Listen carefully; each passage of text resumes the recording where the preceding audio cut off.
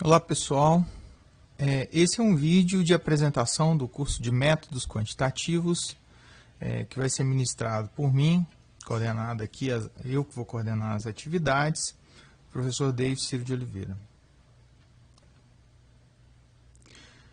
Vamos falar um pouco sobre o roteiro que a gente vai ver durante, na verdade, o roteiro geral aqui de apresentação da disciplina. Eu vou mostrar para vocês algumas motivações de alguns problemas que podem ser atacados ou podem ser resolvidos, ou a gente pode responder perguntas associadas a essas aplicações que vão servir de motivação para aprender ou para aplicar as técnicas que a gente vai ver durante a disciplina. Eu vou apresentar também a estrutura dos conteúdos que vão ser vistos na disciplina de métodos. Tá? A gente vai ver o grupo de conteúdos que vai ser contemplado e a divisão em termos de carga de atividade para cada um deles. E, por fim, eu vou comentar a respeito de ferramentas computacionais que a gente vai utilizar para desenvolver as atividades durante o nosso curso de métodos quantitativos.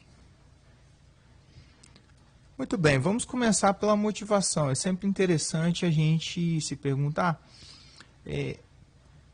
qual o escopo, né, do curso que a gente está fazendo, em específico o curso de métodos, e quais as situações práticas que eu posso aplicar os métodos que a gente vai ver durante a disciplina. Eu começo com algumas notícias que eu recolhi completamente ao acaso e que ilustram bem uma das aplicações mais elementares, né, que a gente vai ver durante a disciplina. Então, essa notícia aqui, o título dela é a seguinte: desvalorização cambial é responsável por alta no preço dos alimentos. Então, claramente aqui a gente tem na notícia uma ligação entre o valor do câmbio, ou seja, o preço do dólar, e uma influência desse preço associada, a influência do valor do câmbio, que é o preço do dólar, associada a uma inflação de alimentos. Basicamente, o que a notícia está dizendo é justamente isso, que o dólar está influenciando a alta do dólar, ou nesse caso a baixa do dólar, está influenciando o indicador de inflação. É uma notícia e é óbvio que a gente pode fazer a seguinte pergunta: como o autor dessa reportagem ele identificou esta relação, né? Pode ser uma percepção, né? Um método completamente subjetivo para detectar essa relação entre esses dois fatores, mas pode ser também um método mais objetivo, quantitativo. A segunda notícia traz um exemplo similar. É uma notícia sobre juros. Então, juros, taxas recuam, influenciadas pelo alívio no câmbio. Então, novamente, aqui o noticiário está sugerindo que a taxa de juros ela abaixou, sujeita, né, ou por uma influência do preço do dólar. Novamente, eu tenho um fator aqui associado, que é o fator dólar, nas duas situações, que está influenciando os juros. Nesse caso, ele está baixando os juros, segundo a notícia. Novamente, a gente fica com a seguinte pergunta: como que o autor dessa reportagem, ou o órgão de imprensa, ele chegou a esta conclusão? Ele foi uma percepção, foi um critério objetivo, foi um método que se baseou em dados e informações? Então, esta pergunta cabe aqui.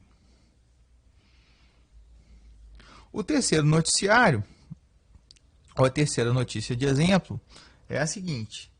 O BID, né, que é um banco de desenvolvimento interamericano, ele fez um estudo, né, e na notícia descreve o resultado desse estudo, dizendo que a Covid-19 provoca queda das exportações na América Latina e aqui ele falando sobre a questão da recuperação ser incerta. Novamente, ele está associando alguns fatores aqui, na verdade dois.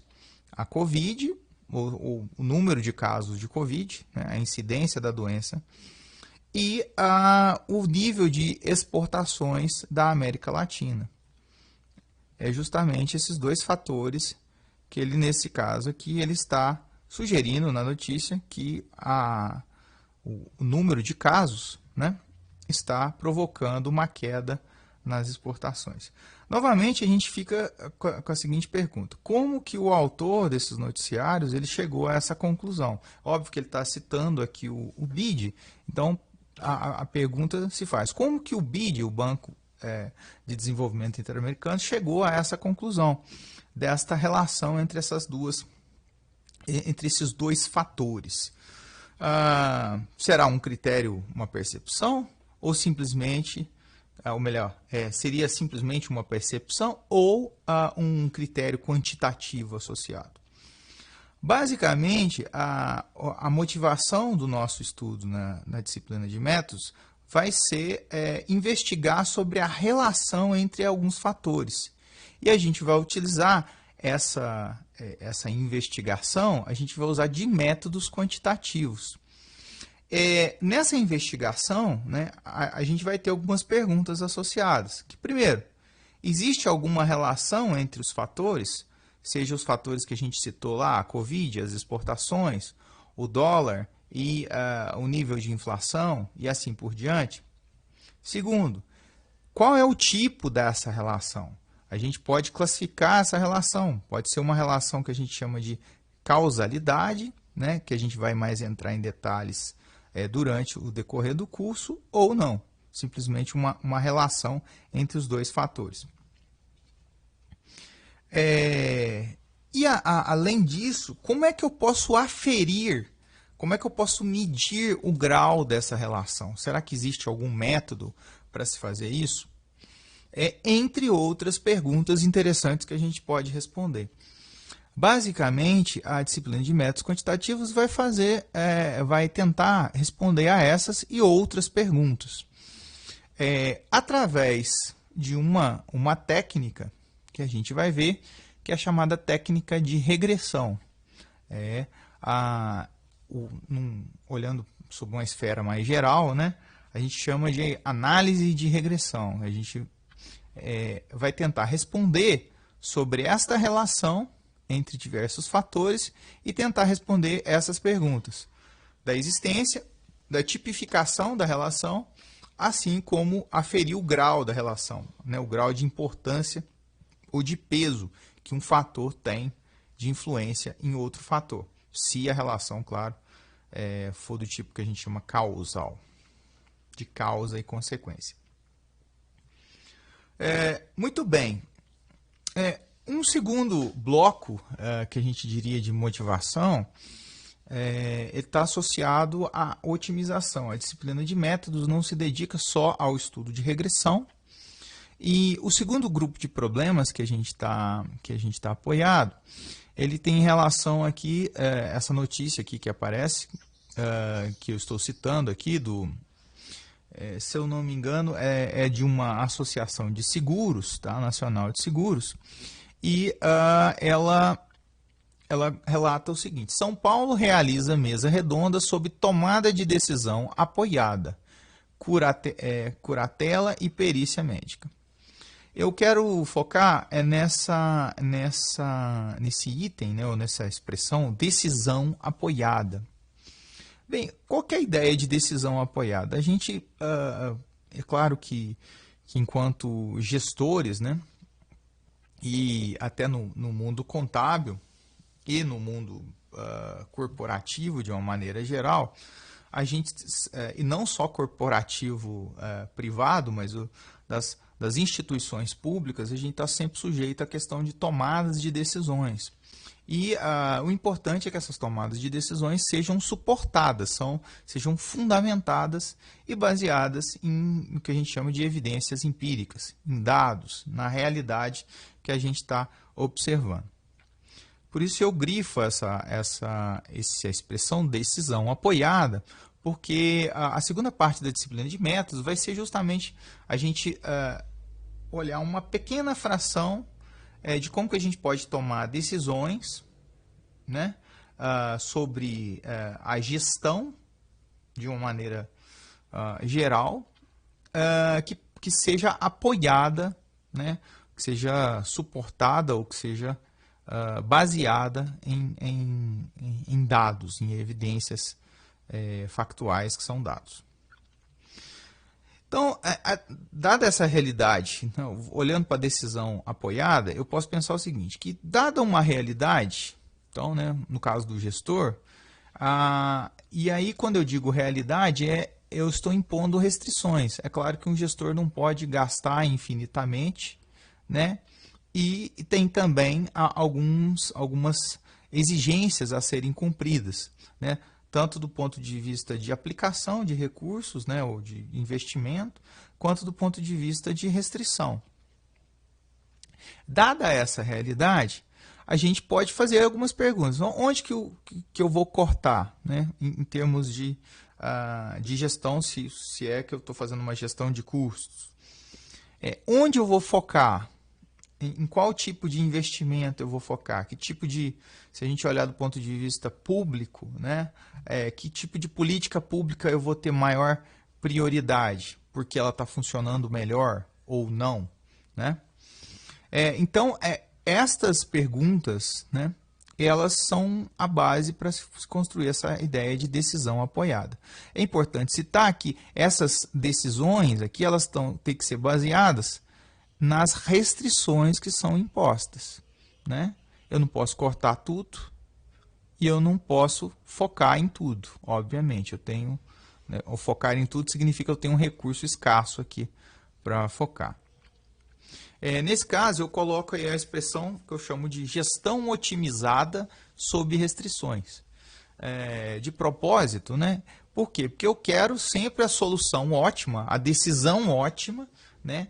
Onde focar e onde cortar, né? Seja do ponto de vista de custo e do ponto de vista de investimento, de aplicação de recursos, eu quero aquela decisão que vai me trazer a solução ótima, considerando as minhas restrições que a minha realidade impõe. Eu grifo essas duas palavras justamente por conta disso, porque a parte que a gente vai estudar na segunda parte da disciplina de métodos é uma pequena parte, uma fração de uma grande área chamada de pesquisa operacional, na qual a gente vai lidar com problemas que a gente chama de otimização condicionada, que é justamente buscar soluções ótimas em problemas que podem ser modelados quantitativamente sob restrições. Por isso a condição, né? A restrição é uma condição imposta pela realidade. O método que a gente vai estudar é o método chamado método simplex, e aí a gente vai vê-lo durante o curso.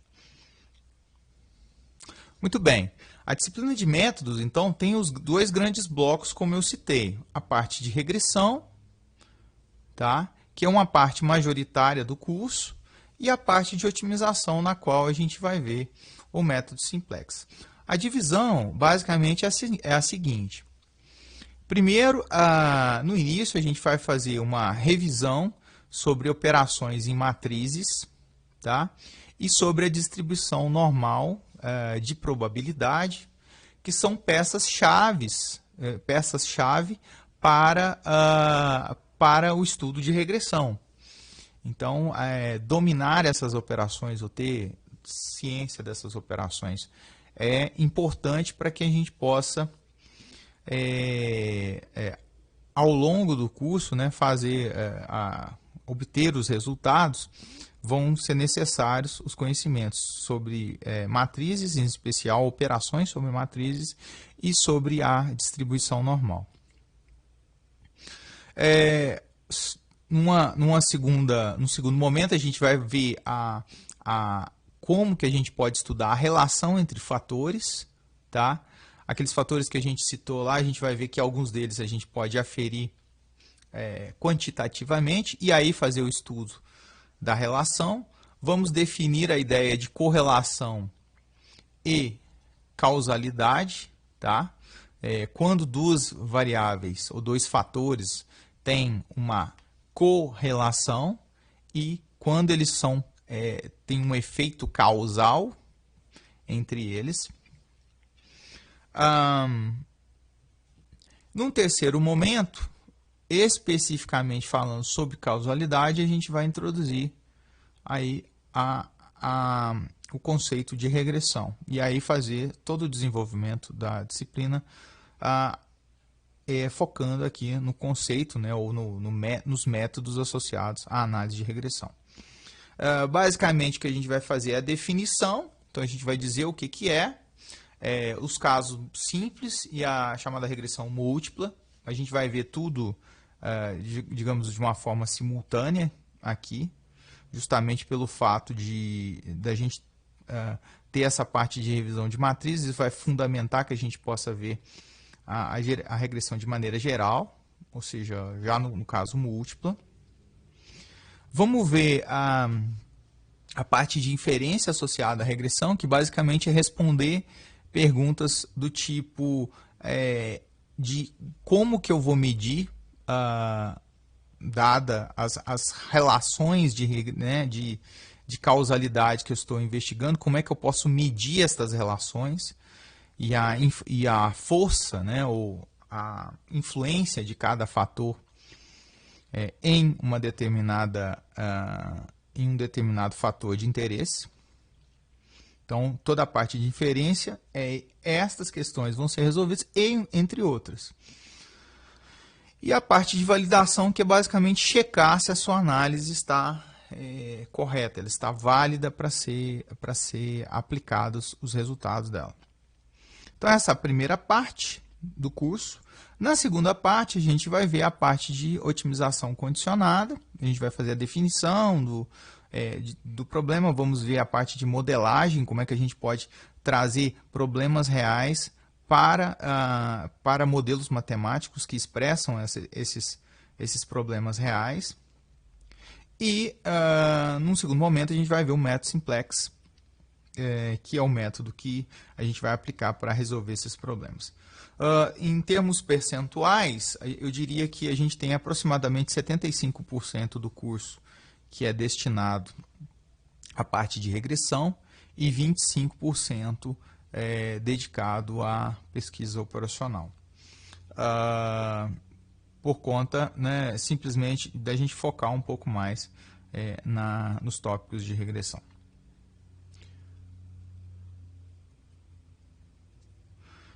Muito bem, queria comentar a respeito de ferramentas computacionais que a gente vai utilizar no curso, ao longo do curso.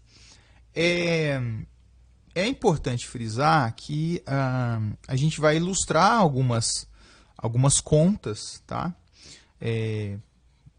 De maneira manual, né? E de maneira algébrica, a gente vai ilustrar alguns resultados de maneira para expressar esses resultados, mas quando a gente estiver lidando com dados reais, é muito mais comum que a gente utilize de ferramentas computacionais por várias motivações. Então, ao longo do curso, a gente vai utilizar basicamente dois grupos de ferramentas, na verdade um grupo de ferramentas e uma ferramenta mais importante. A gente vai usar alguns aplicativos que podem ser instalados em celular e que tem as versões online disponíveis, tá? Então, esse é um grupo de aplicativos. Eu geralmente vou disponibilizar os links no qual vocês podem acessar, relativos a cada uma das atividades que a gente for desenvolver ao longo do curso. Mas a ferramenta mais importante, porque vai tratar de regressão, é o Gradle, né? O Gradle é um software que a gente pode fazer a maioria das análises, na verdade todas as análises que a gente vai ver aqui durante o curso, elas podem ser feitas usando o Gradle, tá? Que é um software que tem uma licença que permite a utilização de qualquer indivíduo, a sua utilização. Por que a gente vai usar o Gradle, né? Por que a gente vai focar no Gradle? Tem por algumas razões. Primeiro, que a interface dele é amigável. Existem outros softwares disponíveis também, que tem também um grau de facilidade na hora de tratar com o software, mas o Gradle ele é um software bastante simples de se lidar. Principalmente se você sabe as análises que você quer fazer. Então, essa é uma facilidade perante a outras opções.